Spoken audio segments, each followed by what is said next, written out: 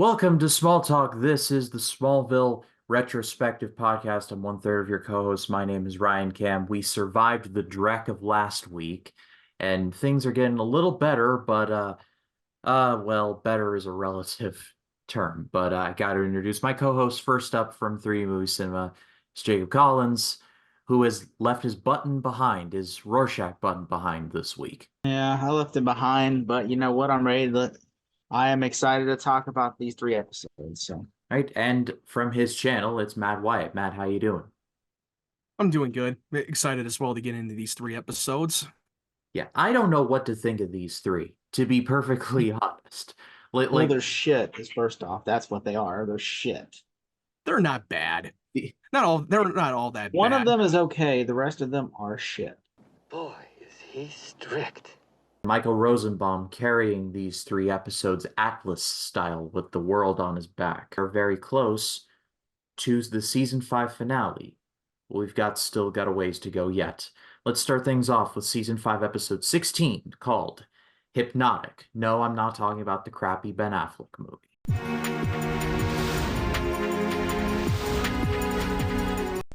I want to see everything you're capable of. Take off your shirt. Make love to me, Clark. With my powers, I could hurt you. God. Fresh Smallville. Simone, a gorgeous blonde, comes to Smallville, hypnotizing Clark with a blue pendant, ruining his relationship with Lana, as well as hypnotizing Martha and Lex. Ruining his relationship with Lana? That relationship was being held together by bubblegum and scotch tape, so that didn't need anything all that really to ruin the relationship, but this was weird. Like I'm pretty sure this is blue kryptonite being introduced here, but No. it's like this felt like it's not. Oh, it's not. It's Oh, not. It's just We're not there yet. it's magic. Well, It's definitely magic heirloom that she carries. so she's the sorceress, but worse.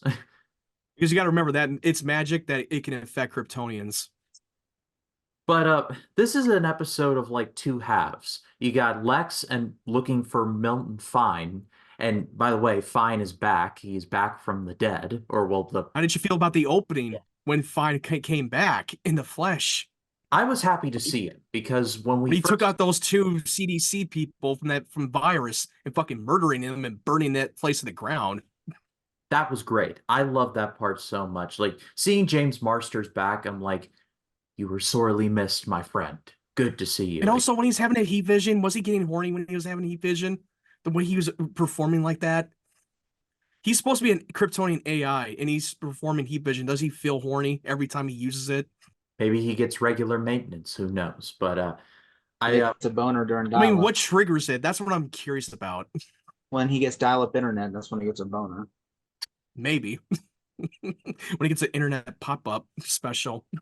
Well, what was America Online back like in the mid 2000s? I honestly cannot remember. There's a part in one of these episodes where I saw like an AOL like video chat, and I was just sitting. Oh, the AOL, the fucking video message that Lex gets from his guys who are searching Milton Fine. That was such an advertisement from AOL from commercial break. Oh my God.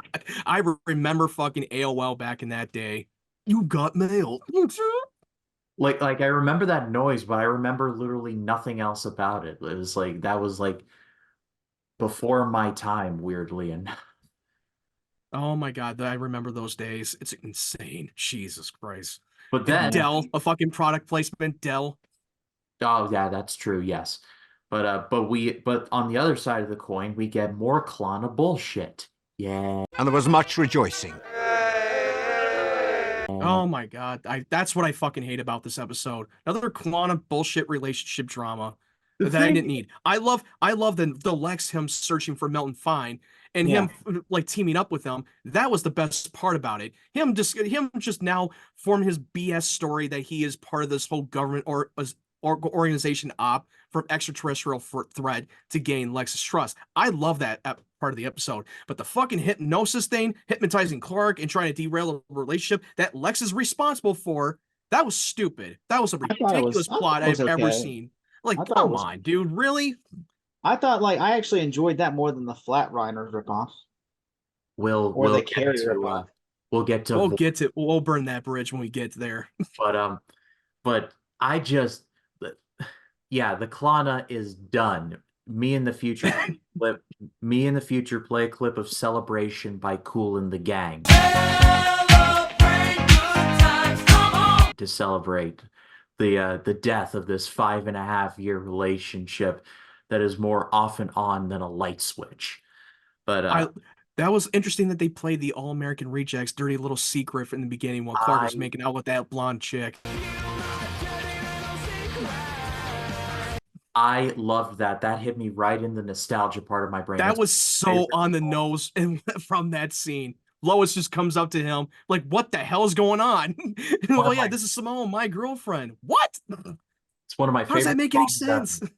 One of my favorite songs ever with one of my favorite music videos ever, where it's people hiding behind these signs with like the weird stuff that they're into. Like one person pees in the sink, one is comes from a rich family but steals something every day. It's like I don't know why. I watch that video like twice a week. So Like many times.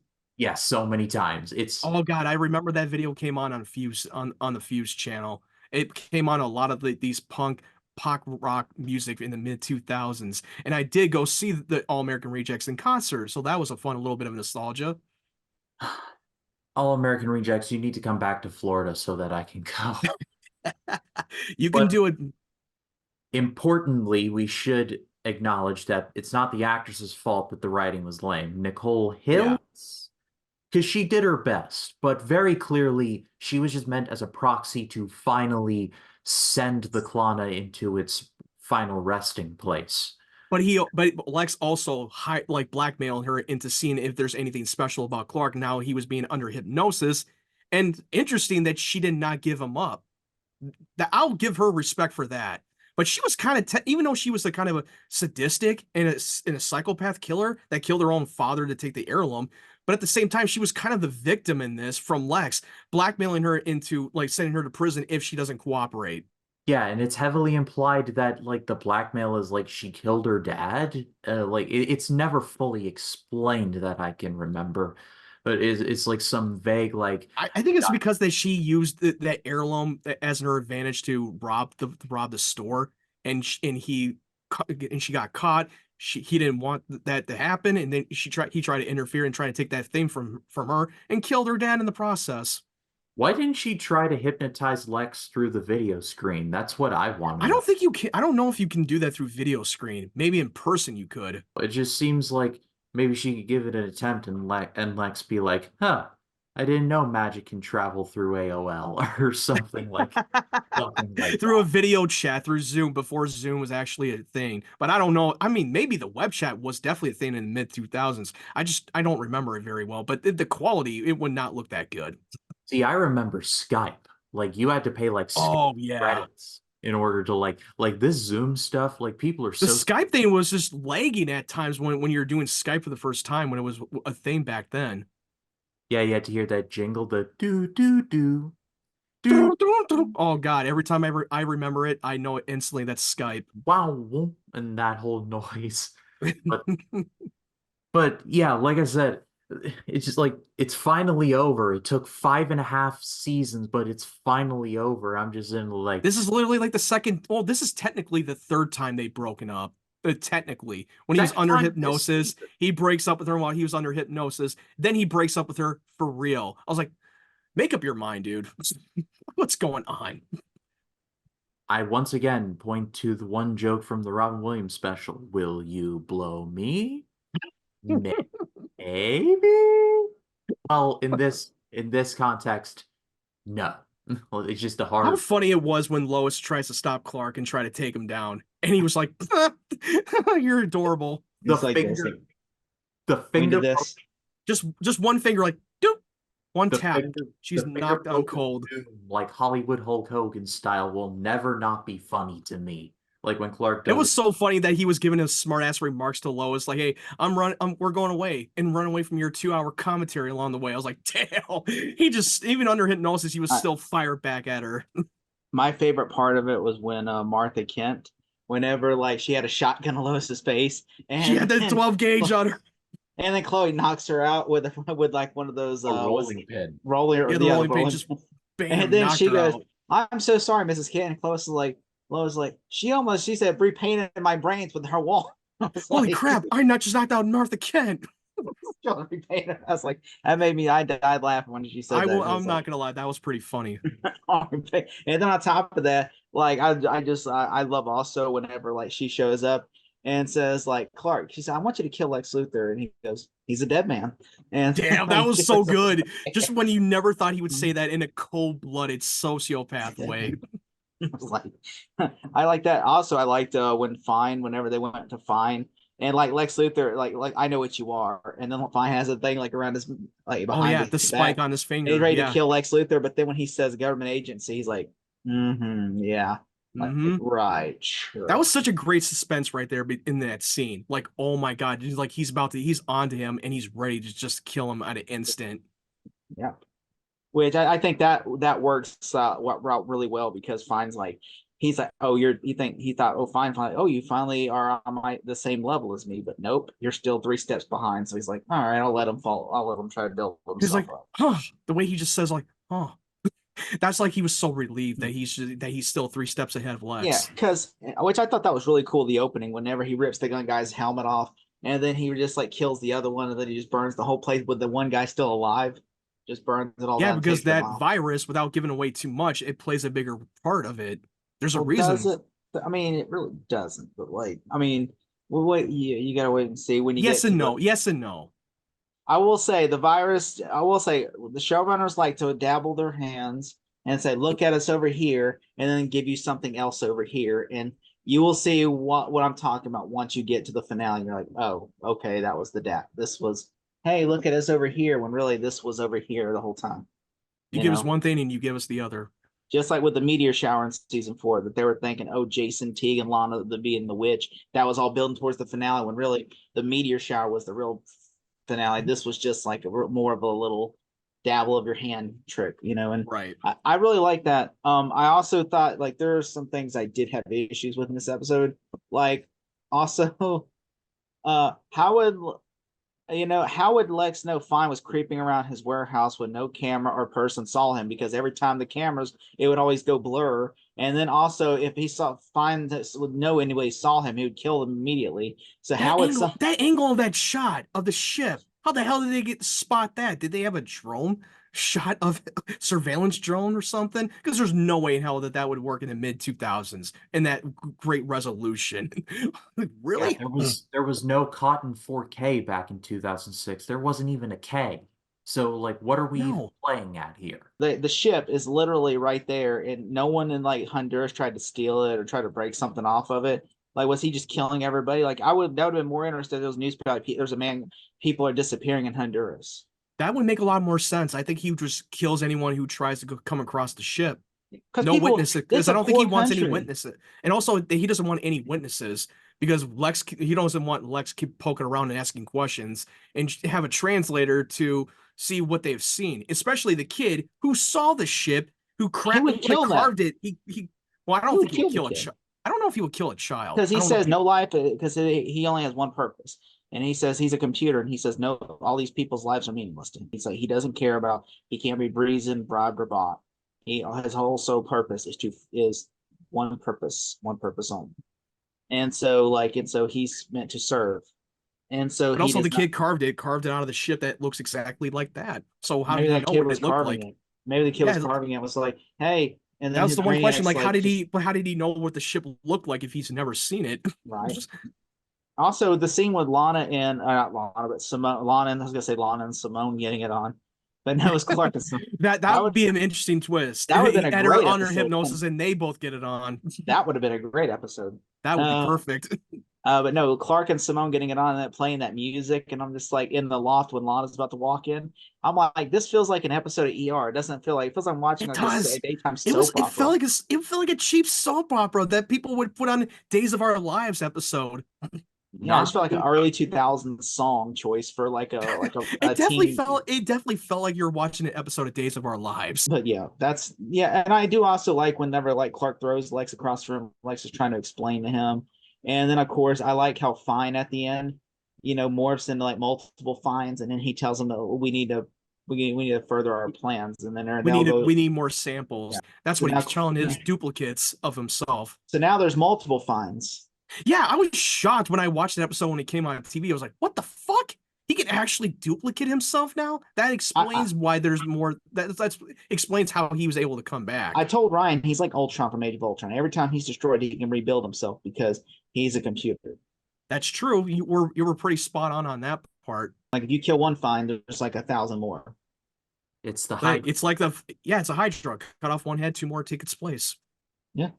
And also, I do like that, like finally he breaks up with Lana because he knows he doesn't want to hurt her anymore, and he feels like because I'm who I am, I can't love. As long as he keeps had to hide who he is, he can't be with her. And then Lex gets with Lana. Oh yeah, we both know that was his biggest opportunity, which he kind of was responsible for the breakup in the first place. If that hypnosis hadn't happened, yeah, that's what he wanted, and also he wanted to know more about what's special about Clark. Didn't get the results that he wanted, but he did get one good thing out of it: the breakup between Lana and Clark. There's no kinda. He was responsible. Lex broke the two of them up, whether directly or indirectly. He is responsible. Doesn't it feel forced? Doesn't it feel forced? Oh, Lex hired somebody to get Clark's secret. Like that just sounds like such a cliche thing. Like in the writer's room, I'm like, really? And like me and Ryan were trying to figure out what movie is this inspired by. We're trying to figure out what kind of movie is someone being hypnotized. My thing is maybe Shallow Hal, maybe. Nah, not really. It's really just about hypnotizing them and maybe Love what Potion they number want to 9. see. Love Potion number 9, maybe. I've never seen that movie. It's an awful movie, but it's literally about a guy who gets a girl with a love potion to fall in love with him. I mean, I'm pretty sure on Talkville they'll probably bring it up at some point where they got it from. Yeah, and then the next one, we know what the next 2 movies they ripped off. Mm-hmm. Yeah. But I will say I did enjoy this one. To me, was the best out of the 3. Jacob, 1 to 10, what do you give this? I'm gonna give it about 7 out of 10. All right, Matt, what about you? I'd give it a 6. I mean, the Fine and Lex part were the best part, but the hypnosis chick did not like it. It was kind sexy, of pulling. Though. She was pretty sexy. She was very sexy. Oh, not gonna lie. Anyway, but I loved her when I was a kid. I was like, oh, she is so beautiful. Yeah. Yeah, Nicole Hiltz, honey. But props to her. She was very nice. I'm going to give 6.5, and half a star is for James Marsters returning as the Milton Fine character, and just Lex being awesome as he. I mean, let's be honest. Without those two, it would have been a complete utter trash episode. Without those two, this would have been a 2 or a 1. So they carry the workload on this. You needed some hypnosis girl to break the Lana and Clark up, really. Although we did get Dirty Little Secrets. That was good thing that came out of that part. And Lana was not Lana, but Lois was really funny. Oh, she was hilarious. But with that out of the way, let us now get into Flatliners. Well, there goes my joke, but Season 5, Episode 17, called Flatliners. I mean Flatliners. I mean Flatliners. I mean Flatliners. Void.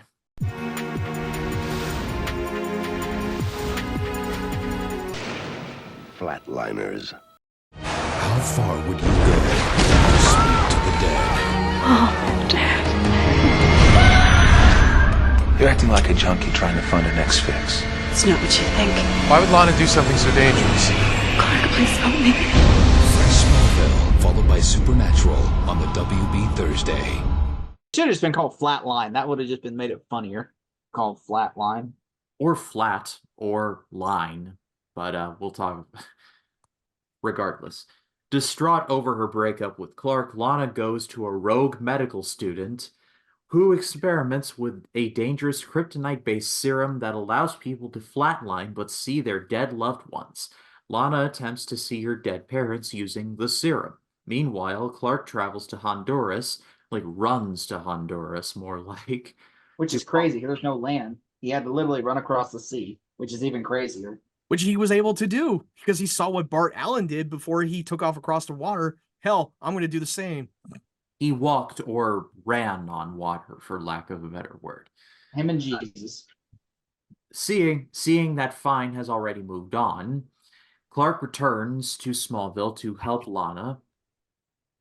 The doctor injects him with the serum, and Clark speaks with his dead father, who warns him that Lionel knows his secret. Meanwhile, Lionel continues working to get closer to Martha, and Lex has a near-death vision of his mother when he gets injected with the serum. So we got a lot of people being injected with a lot of serum in this episode, and honestly, this was a whole lot of nothing much outside of Kristen Kroik looking like Dane DeHaan in a wig, seeing John Schneider one last time, and these visions. Honestly, the visions that we see of the near-death experiences were the best parts. I love this, but the rest, like we talked about, is just basically flatliners with a smaller budget. Like this movie, I'm like, you could tell in their blockbuster rental history this week was flatliners because they literally, it felt like they were just like, all right, we got the whole rest of the episodes planned. What are we going to call this episode? Just let it be about flow. I just watched Flatliners last night. Let's just do an episode about that. You want us to write an episode where Lana flatlines and then yeah.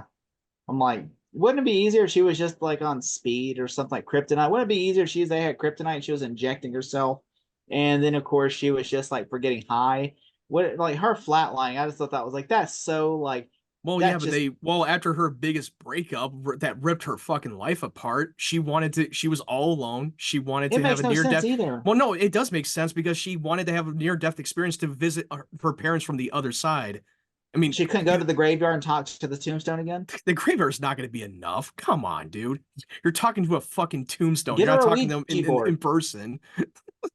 Because if she finds an opportunity that there's a way to have a near death experience and talking to your loved ones, you're going to take that opportunity. It's normal to have that kind of circumstances when she's in a vulnerable state. Well, man, I don't know about you, but I've never once wanted to flatline just to talk to my dead grandfather. Everybody's different. I was like, you know what?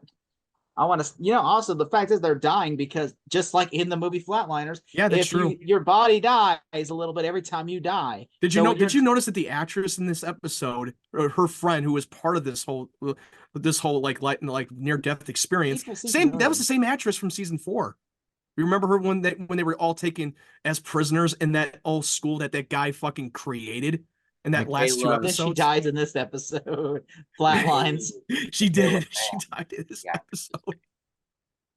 Which, by the way, this whole episode was just kind of like, I just like, you know what, like, dude, we really need this episode. I'm like, this just, it feels like I thought it pushed the story further with Lex and Clark when they had their near-death experience of what they will be one day. And also, it was such a dark scene when he's meeting his mom again and what he experienced before his good. That was really happened. And he said, now the path that you're taking is going to be a lot worse than you can ever imagine, and you're going to go into a darker place, and you're going to be murdering a lot of people. And that was such a great foreshadowing. And then with Clark meeting his father for the first time, a long time, reuniting with his dad in an afterlife. Oh my God, I love that. And he was just telling him how guilty it was that he was responsible for what happened to him. But no, he was like, hey, I'm proud of what happened, and I'm glad I died protecting you. Lionel knows your secret. He knows everything. But you need to keep the whole world safe, and you will become the Earth's savior. That was like fucking touching moment. I don't fucking care. I love that scene so much. I do too, like with Lex. Within certain corners of the fandom, people like to make fun of the whole "you will become an ideal for them to strive for Kal-El," like Russell Crowe's speech at the beginning of Man of Steel. John Schneider literally gives the same version of that same. Well, this was before. Well, to be fair, this was before Man of Steel, so they kind of took that from Smallville. This is like 2005. This is Man of Steel 2013. I understand that, but a similar version of that speech in this show 7 years before Man of Steel came out. So, like, what are we even doing here? Like, you're making fun of like what Russell Crowe's acting. Like, I don't know. It's a weird. How they were making fun of it when it never happened before, never happened yet. They're like, oh, I can't wait. I hope Russell. I feel the like guy with the you're doing gladiators. things way out of order. It's Like like in a way, in a way, Zack Snyder ripped off from fucking Smallville. also, well, I think he's just trying to compare, saying like, oh, it's okay when Smallville does it, but when Man of Steel does it, Oh, okay, gotcha. that's Never what he's trying mind. to say. I stand corrected. Thank I mean, at least it's better than what he played Zeus when he's talking about orgies and stuff in Thor: Love and Thunder. Yeah. And now for something completely different. You're not invited to my orgy. You're not invited to my orgy. You're divided in my orgy. On, Well, on- it would've been much funnier. I'm about to reveal yourself. Oh my god! You know, you just reminded me of. It'd been funny if Arnold Schwarzenegger would have been Zeus in that. That would have been so much fun. God, that would be priceless. If he it would have played been so on the fucking nose Zeus, too. I would fucking pay to see that. I know Vanessa from the Discord would have liked that. Yeah, exactly. She would It would've definitely been- she'll eat that up bitly. No! You better take your clothes off. You better no orgy. You're not invited to my orgy anymore. I once went to a big orgy and I had sex with I'm a not black Zeus. chick. I'm not getting their gods. You're not invited to my When I orgy. When I work out, it's like coming. You know this. Have you ever seen this documentary about pumping iron? He Yeah, says that me in too. his. Put in the pumping iron clip, like where he just is like, for me working out is like coming. I'm like getting the feeling of coming in the gym. I'm getting the feeling of coming at home. So I come at the gym, I come at home, I come everywhere. It's just like coming to I me. come to the gym. I come to the hole. I come to the hole. You want to hear Out of- something funnier? Have you Out ever of context, it is crazy. seen read his biography, Total Recall, whatever? He literally says some crazy shit in there. Like he went to an orgy once and he said, and I banged a black chick and she was my first black chick. And then there's a picture of him holding a black chick. And I'm like, I wonder if that's the chick he's talking about. I banged a black chick. I wonder if Here's a that's the picture of chick. me and a little black chick here. I banged her. I wonder if this woman saw the picture and like, that's me. I bet she saw that documentary like, yeah, that's me. Like, I did that. No, you know, it's funny I too. did that. Yeah, it's funny. By the way, if y'all never watched him do an audio commentary for one of his movies, he doesn't know what an audio commentary is, so he just describes what's happening in the scene. He's like, I am running down like Total Recall. He's like, I am running across the stage. I am jumping down. Now they're chasing after me. Now I'm going over here. Now I'm going down the elevator. Now I threw the head. I'm like, you know, you're supposed to give insight into the movie. You're not supposed to just give like I'm going down the hill. I'm going down the elevator. I am breathing very heavily. He does that for all of his movies, like all the commentary for like, especially like Conan the Barbarian. He's like, now I am jumping over here. Now I'm having sex with a witch. Now she's turning into an evil monster. Now I'm killing her. Joe Jones is shooting snakes at me like arrows. It's so funny. Shit didn't stick the arrows. I pulled my sword. Now I'm cursing at Crom. Right. Like, To hell with you. But anyway, back to what we were talking about. Flatliners Yes. Yeah. was a movie directed by Joel Schumacher that starred Oliver Platt, Kiefer Sutherland. Like the Schumacher non-union directed it. legally I wouldn't even say that. I would say this is literally just a ripoff. Like Joel Schumacher, who was, if he was still alive, he should have sued the producers of Smallville and said, "You stole my show." But I'm sure like Warner Brothers owned the rights to Flatliners. So I'm Yeah, sure they own it, so they can. we can steal Joel it. Schumacher It's does our not own have. property. Yeah, This it's is their better. right. It's the studio's rights. It's not Joel Schumacher's rights. This is a better Flatliners remake than the Flatliners remake we got a few years ago. That's right. They did. This is I a was better- wondering. this is a way forgot better all about remake. that movie. I Starring- forgot about. Starring now Elliot Page, but then known as Ellen Page, and that was a whole thing. I forgot about that. I remember watching that once. I'm like, this is a piece of shit. And then I was forgot like, all gonna about watch that it. remake.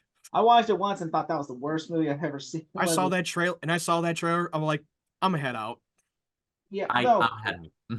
They try to like. All right, so the other one is more like they make it paranormal. The original Schumacher one. This one they try to make it like science, but then they add ghosts and they add like they're seeing dead people. Like they're seeing like these like the Grim Reaper basically like Final Destination. That's what they try to make the new Flatliners like. And I'm like, what the fuck?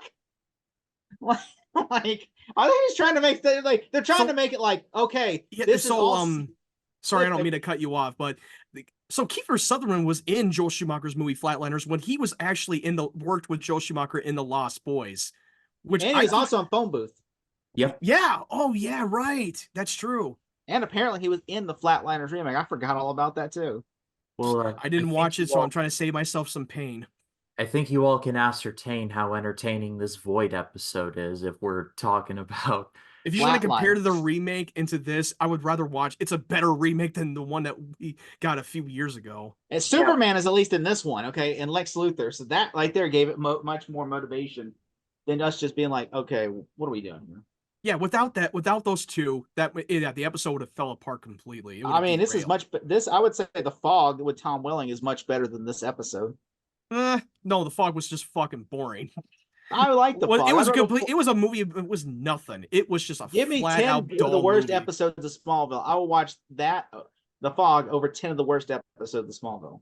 I don't know. I don't agree to that, but hey, whatever. I mean, look at it this way. Look at it this way.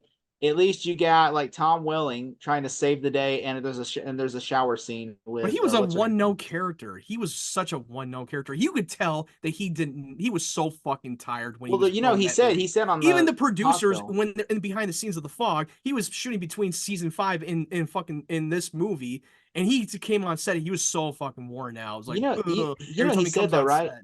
on Talk Bill. He said he remembers doing this awful remake of the movie The Fog, and he remembers that like he was arguing with the producers, like, guys, if you just do this over here with this, then I think this would work much better. And they were like, nope, nope, we don't want to take your advice. We're just going to shoot the script and then we're just going to release it.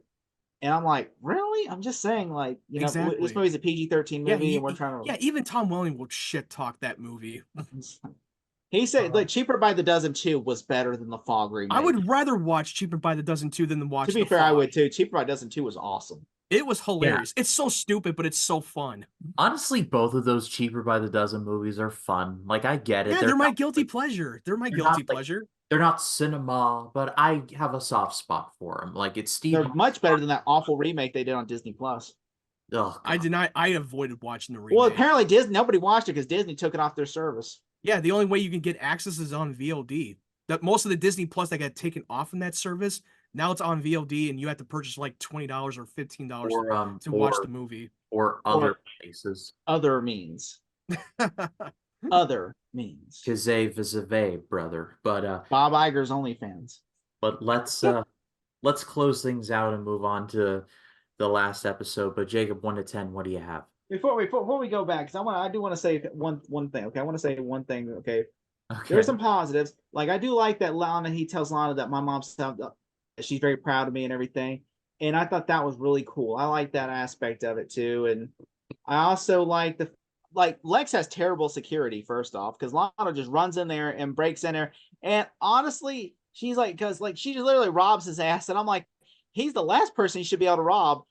And then on top of that, literally, she steals his car. I'm like, why would you steal a car? Like he's got all these kind of antique stuff, steal a vase or something. Yeah, Why would you steal he's a got car? a tracking. He's got a fucking GPS on his fucking car. I'm You like, are you really, fucking you really stupid? think you were gonna get away with that?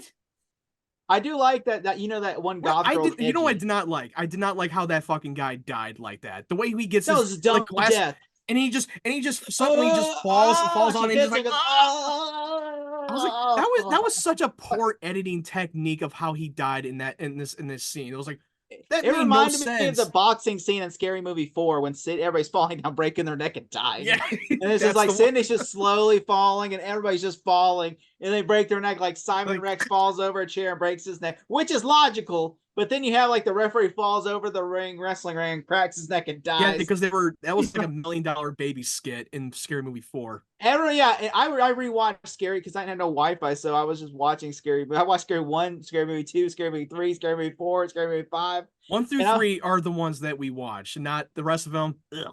I will say with the David Zucker ones, the 3 and 4, I will say there are things I like both. Like Leslie Nielsen is fantastic as the president in both of those movies. Oh, he's fantastic because it's the Naked Gun. That's the dude. And I do like that Craig Berkowitz as like Tom Cruise, the War of the Worlds guy. Yeah, I thought he was really funny. That was pretty funny. That was only good stuff that I liked about the fourth one. I 3, thought that- I don't care. I mean, even though 3, Harley some Sheen parts was of it they were making fantastic in 3. 3 was hilarious. I love 3, even though that some of the skits that they're making fun of from other movies they had nothing. It was not really a scary movie. yeah. It was a sci-fi movie.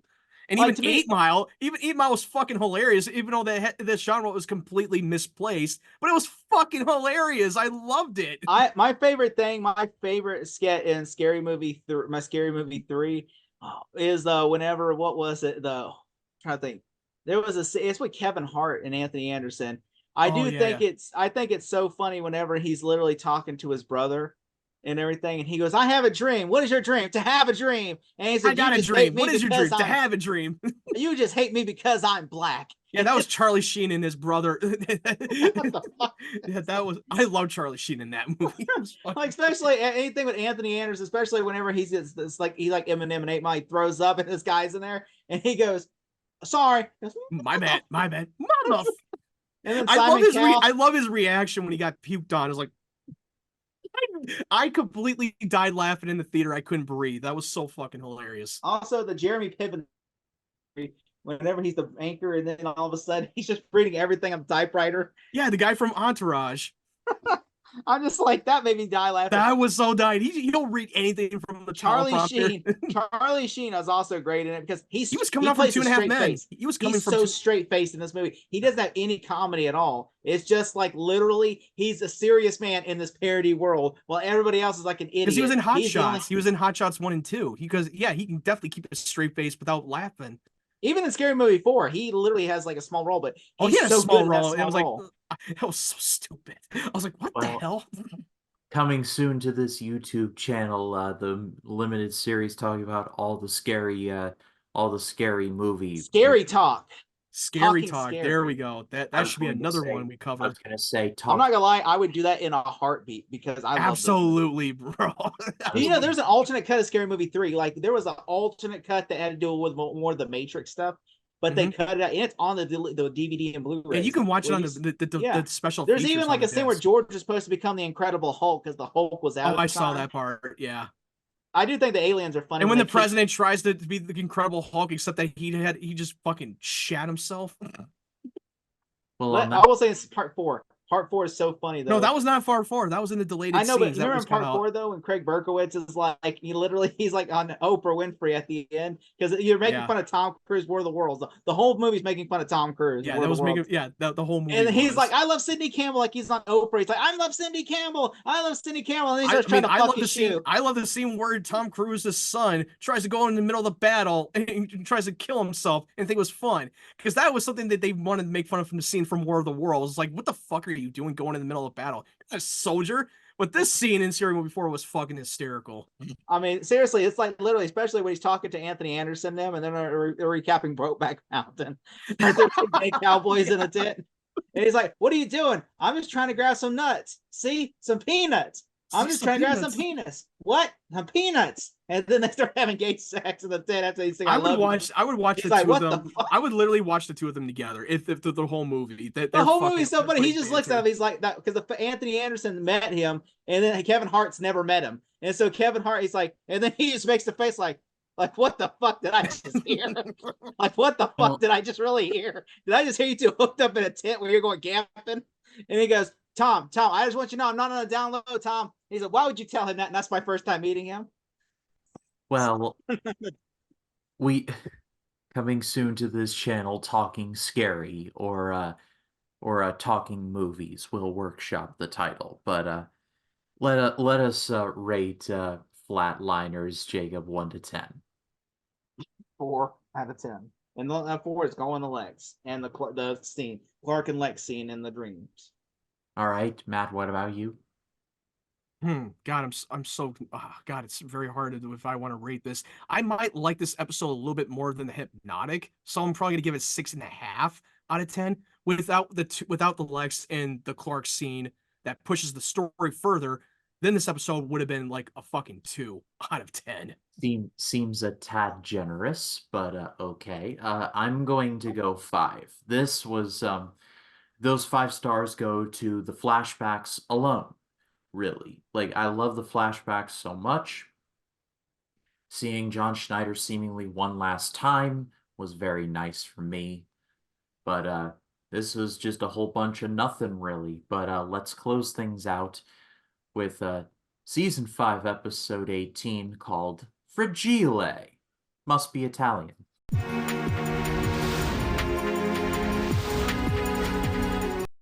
Thursday. I've messed things up with Lana so bad she doesn't even want to see me. I've been expecting it, Kal-El.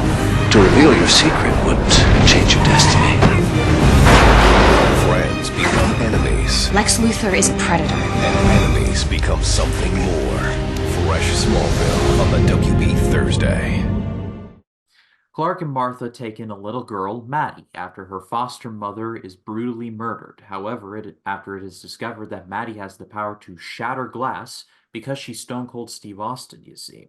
She becomes the prime suspect. Meanwhile, Chloe walks in on Lex and Lana during an intimate moment, you don't say.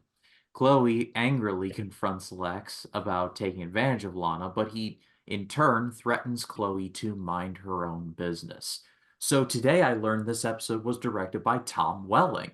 I had no idea this was a thing. Tom Welling must have had a really, really bad, like, he must have literally, nobody wanted this episode. So, like, Tom, you want this episode? It's like, yeah. And they're like, you can fucking have it because nobody else wants this episode. Well, from the sounds of it, you guys didn't like it. The villain, though, I will note, he is played by Callum Keith Rennie, but in the episode, he looks so much like an off-brand, legally distinct Daniel Craig. It is crazy. Like, if you look at the two side by side, you're just like, wow, Casino Royale did come out this year. I do remember honestly, that I didn't actor even in a like lot of this roles. episode. I just didn't even take notes. That's how much I didn't like this. I'm not taking notes. Well, do tell. But I will say I do like the fact that it does play like a Carrie model. You think the little girl's kind of like Firestarter and Carrie, where you think this little girl is like, okay, she's a little ticking time bomb, and you're like, okay, this is like getting scary because she's like, you think, oh, where she goes, people die and people get hurt, and so it's like, oh, and you think the whole movie like, oh, this little girl is like a dangerous, like she just keeps accidentally killing people, and it turns out no, her dad is there, which I thought was so fucking stupid. I'm like, we never see him at all. Like, it's just like at the end, like, oh, don't worry, the little girl's not evil. She's not like a little omen or something. No, instead she's just like, oh, I'm just an innocent little girl. My daddy's the. It feels like such a cop out. It felt so cop out. And I'm like, this is the dumbest bullshit I've ever seen in my life. Like, just make the girl the villain. Like, what are we doing here? Are you afraid that you're gonna like this cute little actress? You're like, oh, we can't make her the villain now. I don't know. I'm gonna have to disagree on the opposite right here. I thought that they did an interesting job by not making this episode predictable and making her the most misunderstood character who is an outcast that shares the same common interest from Clark. This is basically from Clark Ryan. too. This is basically this is definitely like except the Ryan with a female. episode, which I thought was a cute episode. I enjoyed it. I'm not gonna lie. I don't know. I'm just thinking this is really. I don't know. I'm just thinking really that this is a episode that. You could literally take this episode out of the equation and nothing would change. True, but even though we have filler episodes that not all of them were the best, but I think that this is a very good, decent filler episode. What did Lex do? What did Lex do again? I forgot what Lex even did. Well, he's trying to put the moves on Lana, and then Chloe is finding a little bit suspicious because they've been spending a lot of time together lately, and he just mouths off and telling her to fuck off, mind your own business. You never had been in a serious relationship. And then he just suddenly just calls Lana and told him what would happen. And then she goes in and confronts Chloe to back off. I tell Lana, unless you see my dick in her, you need to fuck off, okay? Nothing happened. Yet. Unless you want to see my cue Which that ball one head. ending that we will get to that really fucking pissed me off. No time like the present. Matt, why don't you elaborate on that? You know what the ending? They thought that. Oh, fuck. He's about to kiss her. He's about to kiss her, and then she rejects his kiss. Yeah, she rejects his kiss, and then she just jumps in and fucking kisses back. I was like, what? Are you fucking kidding me? You really just went there after you kept denying that you don't have any interest in Lex, and it just fucking pulls a 180 on us, and I was so pissed off. That really made no fucking sense. Isn't Lex in his 30s at this point? I just thought he's like in his fucking mid-20s or something. You think Lex Luthor's bald all the way down? Like, even like he's like dolphin smooth, even like whenever she's like, oh dear you're so God, hairless. no, Jacob. You don't think he was hairy? all You the think way even down his from the bottom. you think even his little soldier is like little bald too? Like it's like You're doing the Robin Williams bit from Weapons of Self-Destruction where he talks about how the US swimmers are in full body condom swimsuits. That's what you're doing right now. They like had Lex is like he's so naked. Lex is like look, I'm hairless like a dolphin, and then Lex just puts. It's like have you ever seen Sunny in Philadelphia? Y'all seen that show, right? Yeah, no. yeah.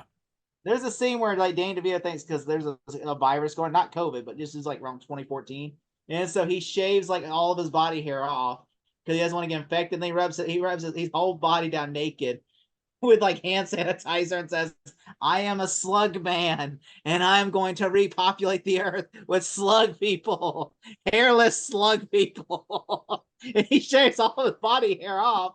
And it's so fucking weird because they just pitch, they walk in the bathroom, he's naked on the floor covered in hand sanitizer, saying he's a slug man. I think I remember. I think it's starting to ring a lot of bells because I And I'm didn't just watch. I thinking- didn't watch all the episodes. There's the other things I don't remember. Imagine Lex Luthor would be like that. Like Lex Luthor, she pulls the clothes off and he looks like Slug Man. He's like, I am bald. It's like, is he bald from the just from the top, or is it all the way It's down? all, man, all. Like it I mean, looks like all. dolphin It's spoon. all, except for Like- the brows, except for the eyebrows, except for Like that. Lex Luthor, the only hair Lex Luthor has is on his eyebrows. Everything else is like dolphin smooth. He's Do you have like, any idea how he bitches and complains about him shaving his head every 2 hours, and that he has to clean shave it off while he was on that's set? why he never shaves his face because he's like, I got hair. I earn my hair. Oh, Unlike He was Matt, bald who for- doesn't have any he was facial bald for hair. 10 years. The man deserves it. oh, I have facial hair, you bastard. Oh yeah, wait, that's facial hair. Oh, I thought you had a zit on your face. Oh, you're dirty. Which, well, yeah. I Which, thought by it the way, looked ash on your face too. I thought it was ash.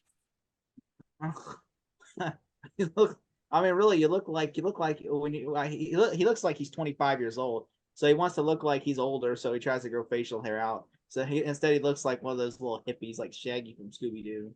Zoink scoop, zoink scoop. Oh, by the way, yeah. So I tried AI images today, and I look like the dude from Wallace and Gromit. The AI image. And I was like, my teeth are like this, like. I was like, what the fuck? My eyes are all bushy, and my teeth. I'm like, can confirm. like- I have to put this in Oh post. my god, dear lord. look like a Wallace and Gromit character. Like I look like what was that one guy? What's that one guy? I look like one guy from Wallace and Gromit. If like basically, what's his name? Who was that one actor that I look like in that photo? The one actor I look like besides Wallace and Gromit. I look like if the brother from Everybody Red's Brad Garrett. If Brad Garrett fucked Wallace and they had a baby, I would look like that baby in that photo. Raymond, we need to talk, Raymond. Which I will say, I did like the fact that the little girl like is trying to be like she grows to a Clark. I like that aspect of it, and like how she trusts Clark, and then Lois is trying to be that big sister to her, and she's getting annoyed with Lois. I love that. That was fucking hilarious. That was so great. You saw And how annoyed. Like, oh god, I have an annoying older sister that I never had. Yeah, I also like the fact that when Lois, whenever like the dad, you find out it's the dad, and they handcuff him, he goes in the thing with the cops. Which I'm like, he has powers. You should literally put the wrist bracelets on him that they had in Belle Reve. Yeah, Instead, this they just handcuff him. Yeah, use that power dampener or They something. do the same thing, by the way, in Jitters in season 1. They do the exact same bit in season 1. Mm-hmm. this guard is Yeah, a- no, I definitely see it, and especially when the deputy was wearing glasses. Like, you do know he has the power to shatter glass. You This might as well take deputy- your glasses off, dude. This deputy is a moron because as soon as he steps in and Diet Daniel Craig's like, nice glasses, and then it cuts away and then the door opens and he's lying on the floor with his eyes bleeding. I'm like, in the words of DJ Khaled, congratulations, you've played yourself. Like, take it off. Like, put your contacts in that day or something. But I do like the ending of it. I thought the ending was really strong. It reminded me of Ryan. And I got confused. I thought I got this confused. I'm like, doesn't she show up again? I'm like, no, that's Ryan. I kept getting that episode confused because I remember like they did the same storyline, but this time instead she can break glass instead of being a sidekick. Yeah, she's playing like the misunderstood character that she feels that no one would accept her for what she is, because what she can do, and she feels like an outcast, which is kind of similar to what Clark had to go through in his early age, because he's afraid to be open. Well, are we on ratings now? Yes. Okay, I'm gonna give this a 3 out of 10. All right, Matt, what about you? I'm gonna be in the minority here. I know I'm gonna get so much heat for this, but I'm probably gonna give this a 7 out of 10. You what? I thought this was it was a really good filler episode, even though it doesn't affect the main story, but at least it was still a good touching episode that I can actually enjoy. I've seen worse filler episodes that we touched upon earlier, but those other episodes I've seen a lot worse. Well, Matt, you literally call yourself Santa Claus. What was it? What's the saying, Ryan? Where's your big red hat and beard, Santa? You just gave them a gift. Literally, what the fuck, Matt? Come on. Literally. That is Matt's. I argue. Look, we haven't voted in a while. Matt is full of shit. I agree on this argument. Matt, Ryan, vote.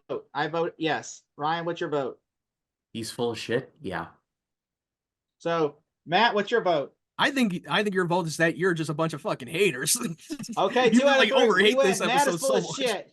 Get the slogan. I'll bring the slogan. Matt is full of shit. He just had a picture of Matt full of being able to shit something. Let's hashtag that shit. But Matt is shit.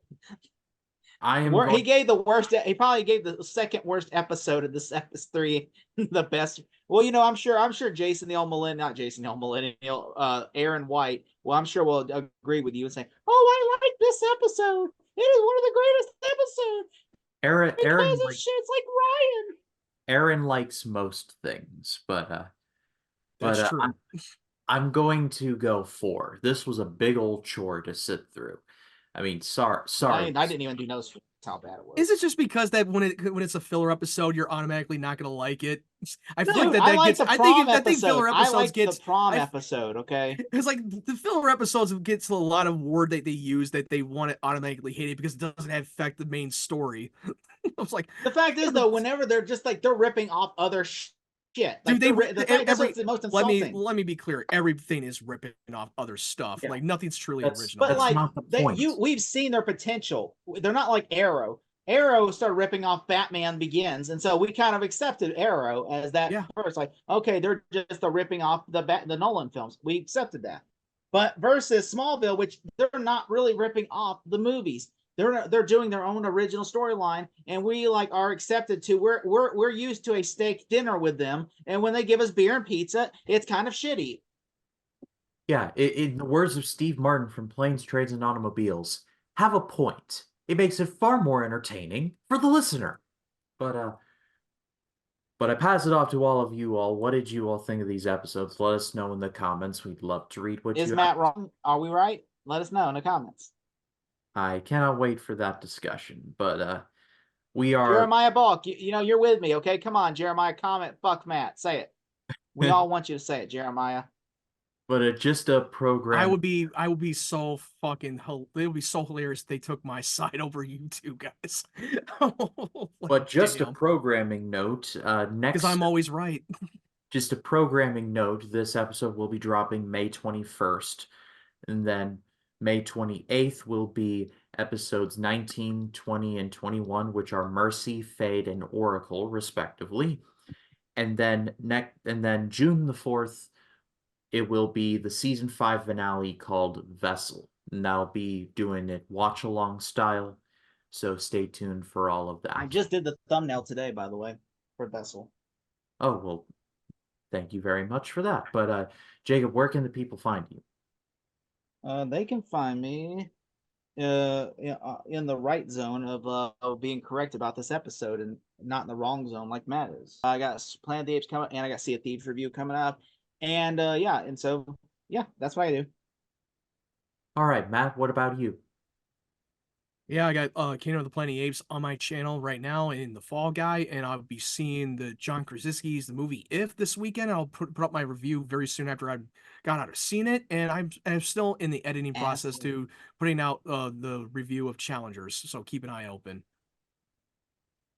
All right, and both of their channels linked in the description. Subscribe to them. I've got a lot of stuff coming up. by the time this drops, I think my review for The Strangers Chapter 1 will have dropped, as well as the video where I review both Strangers and Strangers Prey at Night, and then Planet of the Apes ranking, and I got a lot of stuff coming. But for Jacob Collins, for Matt Wyatt, my name is Ryan Cam. For Truth for Justice for the American Way, we will see you all in the next one. Always hold on to Smallville. Y'all take care.